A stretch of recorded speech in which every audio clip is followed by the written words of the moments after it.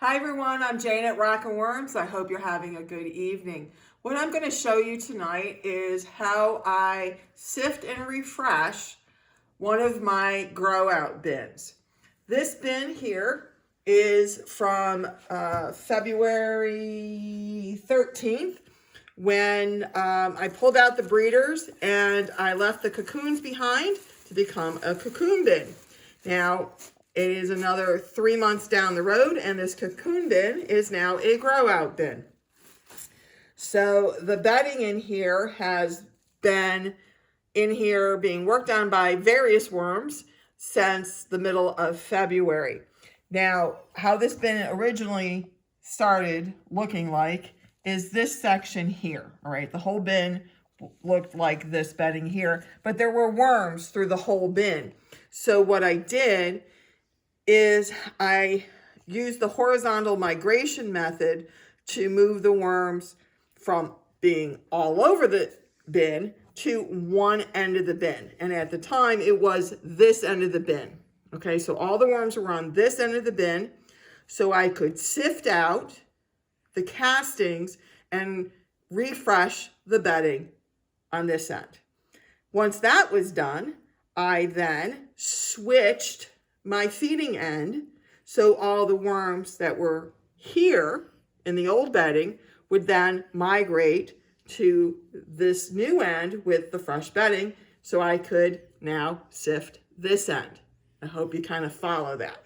So to show you what it looks like now that the horizontal migration has happened, this is the fresh bedding end where all the worms have migrated to.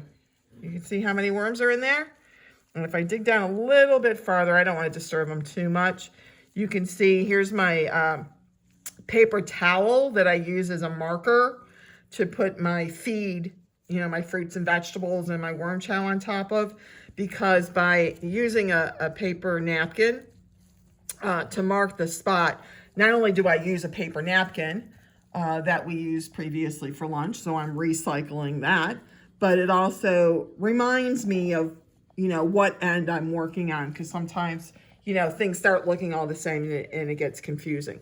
But anyway, so here's the migration end. You can see all the worms in here. Let me just pull this end so you can see it as well. So look at all these worms. See that?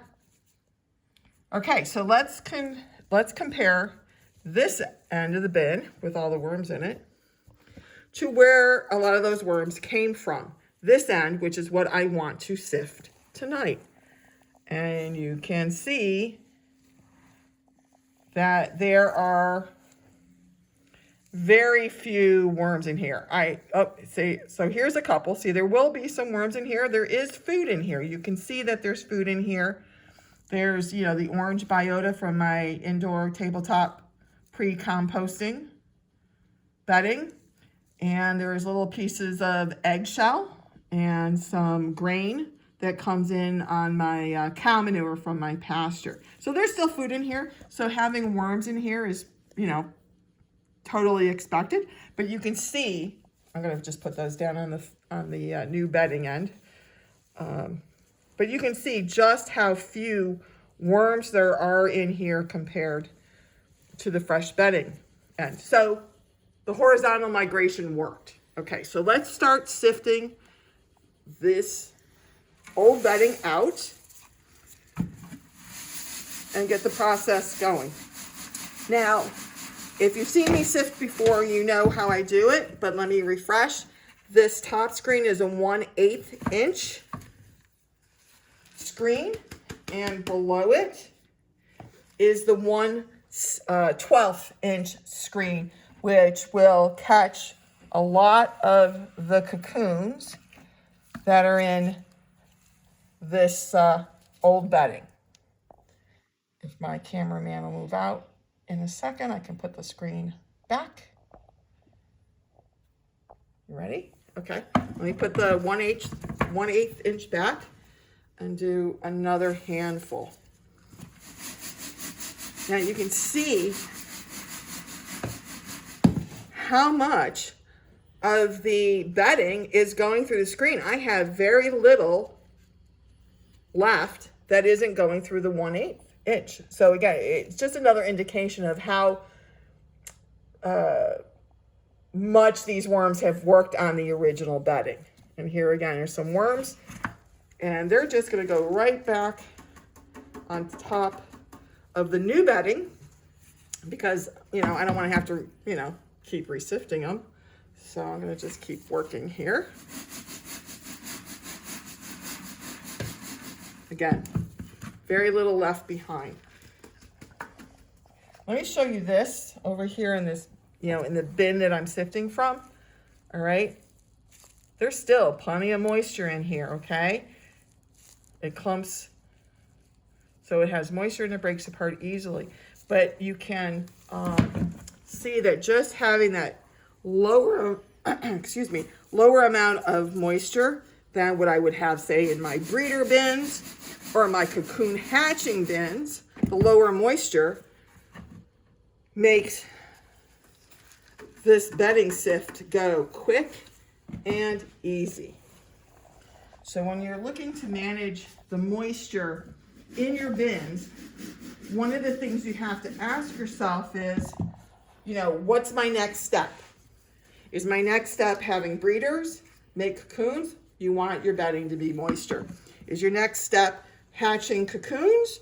Well, then you want your bedding to be moisture because cocoons hatch better in more moist bedding.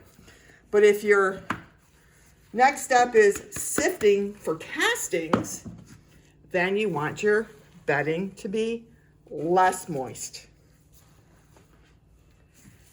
Because you can't sift mud. All right, we're actually almost done here. This is another thing that you can keep in mind. You know, we're all busy. We all have lots of commitments for, you know, our time. And, you know, you have a bin or you have several bins and you're like, oh, I got to sift. But it's going to take so much time and I don't have a couple hours to spend on it. You know what? Fine. Just do half your bin. That's what I'm doing here. I did one half, migrated, and now I'm doing the other half. So I split up the task over several days so I could get to it when it better fit my schedule. And there's nothing wrong with that. In fact, there's a lot right with it because keeping worms should fit into your lifestyle and should be fun and a pleasure and not something that you feel, you know, oh my God, I got to do this and it's terrible. You know, I want you guys to enjoy it. So that's why one of the things I try to do with my videos is give you, you know, ideas on how to manage your worms a little bit more effectively, a little bit on the cost saving side of things. You know, use what you've got. Because if it's not fun, why do it? Because, you know, that's what they call work, right? I don't need more work. I need more enjoyment. Oh, look at little worm came through. I'm just going to see him right there. He's fussing around. So I'm just going to pick him up right now and just put him with his buddies in the other bin, the original bin. Okay, I'm just going to do one more handful and I'm going to call this bin ready for the next step. Now, let me do that because I do want to show you one more thing on this. Okay. Okay. Done. All right, let me put my sifter aside. Okay, so this here is the bedding that went through the 1/8 inch sifter, but did not go through the 1/12. The majority of the cocoons will be caught on this level of sifting. So what I'm going to do is I'm going to pour, I don't know if you can see it, I'm probably blocking it. I'm gonna pour the results of the 1/8 inch sift into this little container here. And this over here. And this sifted bedding is what I'm going to pick through for cocoons, so I can get most of the cocoons out of here. And those cocoons will go back into the original bin, and the picked over bedding will go into my castings bucket. So I still have work to do on this. I need to pick cocoons. Now in here, let me tip it so maybe it's a little bit easier. In here is all the vermicast that came through not only the 1/8 inch screen, but the 1/12 inch screen. Look how fine and fluffy and beautiful that is. Still, you know, again, has the moisture, has tons of biota in there. That is going to be just loved by my garden. And even if you don't use a garden, but you have fruit trees or even ornamental plants, you know, they all benefit from this black gold. Now, I am going to put this material directly into my casting bucket, which is right here. Move this out of the way. Makes it a little bit easier for the cameraman. Okay, so this is one of my casting buckets. And I like to put my casting bucket into a bigger bin. So when I dump the castings in, if they spill out, which normally they do a little bit, you know, they just fall into the bin here, and I can then just move that little bit from the bin that spilled over back into the casting bucket.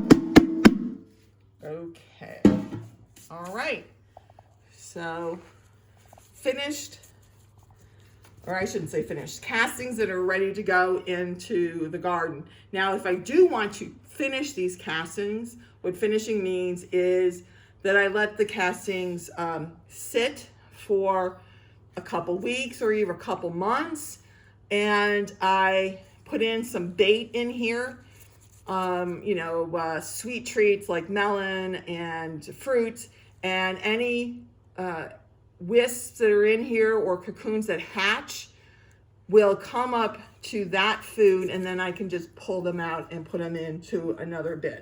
Okay, that's finishing your castings. And if you don't want to finish them, that's fine too. You can put this stuff right into your garden, and you know, your garden will get a few extra bonus worms along the way. Nothing wrong with that. Now, I have this bin, which is what I've been, you know, which I took the vermicompost out of. And now I want to fill this with new bedding. Because remember, I have all these worms in this little, you know, half end, and I want them to have plenty of room to grow and eat and make more babies and more castings. So I am filling this now empty end up with my bedding mix, which is a reminder is my indoor tabletop compost bedding, which I'll try to remember to link in the description in case you haven't watched those videos. And sifted cow manure. Okay, so now I'm just going to spread this out. This is the old bedding. I'm just going to level that out. And now this bin has fresh bedding from a couple days ago, and the bedding we put in tonight. So it's going to take these worms, you know, anywhere from a couple weeks to a month or so to work through the whole bedding and turn it into the castings. And when that happens, guess what? I'm going to do the same thing that I just did. I'll bait one end, have the worms move into it, sift for castings, pick cocoons, reload with fresh bedding, and then I flip the process so the worms will move out of the old bedding into the fresh stuff, so I can so I can sift for castings and cocoons then. All right. You know what I think I'm going to do is I'm going to make this new bedding a little bit more attractive to the worms by adding in some of my worm chow, just to make it a little bit more yummy for them. Why not? And I'm just gonna work it in a little bit, and it'll get started. Now, I'm not adding any amendments at this time because all the worms are down here, but as they start moving in the next, handful of days, a week, I will come back in and add some amendments. I just honestly don't have time to do it tonight. So it'll just have to, wait a few days, and the worms will be fine with that. All right, so let's close this bad boy up and get it to bed so I can go eat some dinner. Oh, you know what the last thing I'm going to do? I'm trying to develop a new habit where I put my labeling, where I say, I refresh the bedding on 5/10, which was a few days ago. Today is the 13th, but it's close enough. I don't care. And I put a half because I did half of the bin. So I'm just going to scritch that out. So now I know that my refresh bedding happened on the 10th. All right. And like I said, my new habit is to put the label on the freshest end, so I know which way the worms are moving. They're always moving toward the label. Okay, so I'm going to give that type of notation and indication a chance to work. All right, so that's it. I hope you enjoyed this video and you learned a little bit about how to manage your grow out bins when you need to sift for castings and deal with cocoons, and how to, flip-flop your ends to get the worms to do the hard work of moving out of castings so you can sift more easily. All right? If you have any questions or comments, want to share how you're doing things, please comment below. Please consider liking and subscribing. And otherwise, I am yours in the dirt, Jane.